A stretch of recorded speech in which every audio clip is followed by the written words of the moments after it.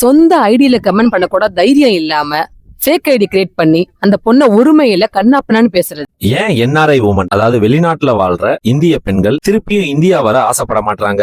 என்னதான் இந்தியால பெண்களுக்கு சுதந்திரம் வந்துருச்சுன்னு சொன்னாலும் இந்தியால இருக்க பெரும்பான்மையான ஆண்களோட பார்வை இன்னமும் ஒரு பொண்ணோட பிரைவேட் ஸ்பேஸ எப்படி ரெஸ்பெக்ட் பண்ணணும்னு தெரியாம தான் இருக்கு. அவங்க நடந்து போகும்போது குறுகுறுன்னு பாக்குறது, அவங்க ட்ரெஸ்ஸிங்க குறை சொல்றது. அதெல்லாம் விட மோசமானது என்னன்னா, ஒரு பொண்ணு சோசியல் மீடியால ஏதாவது ஒரு போஸ்ட் போட்டானா சொந்த ஐடியில கமெண்ட் பண்ண கூட தைரியம் இல்லாம ஃபேக் ஐடி கிரியேட் பண்ணி அந்த பொண்ணை உரிமையில கண்ணாப்பண்ணான்னு பேசுறது. அதுவும் இல்லாம சொந்தக்காரங்க என்ன நினைப்பாங்க, சொந்தக்காரங்க என்ன சொல்லுவாங்க, இந்த மாதிரி மத்தவங்க என்ன நினைப்பாங்கன்னு யோசிக்காம தன்னோட வாழ்க்கையை தானே அமைச்சு தனக்கு பிடிச்ச மாதிரி ஒரு ஃபேமிலி கட்டமைப்பு உருவாக்குற சுதந்திரம் வெளிநாட்டு வாழ்ற பொண்ணுங்களுக்கு இருக்கு.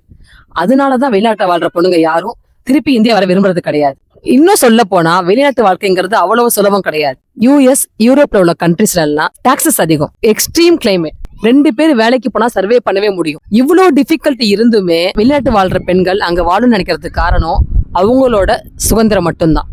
போன வருஷம் நான் கம்போடியா போயிருந்தது, அங்க யூகேல வாழ்ற ஒரு தமிழ் பொண்ணை பார்த்தேன். அந்த பொண்ணு என்கிட்ட சொன்ன விஷயம் என்னன்னா, நான் என்னோட 25 வயசு முடிய இந்தியால இருந்தேன். அங்க என்னைய ஒரு கல்யாணத்துக்கு கூட எங்க அம்மா அப்பா கூட்டு போனது கிடையாது. கடைசி 5 வருஷம் நான் யூகேல இருக்கேன், இது முடிய 20 கண்ட்ரி சுத்தி பார்த்துட்டேன்னு சொன்னா. இவ்வளவுதாங்க வித்தியாசம்.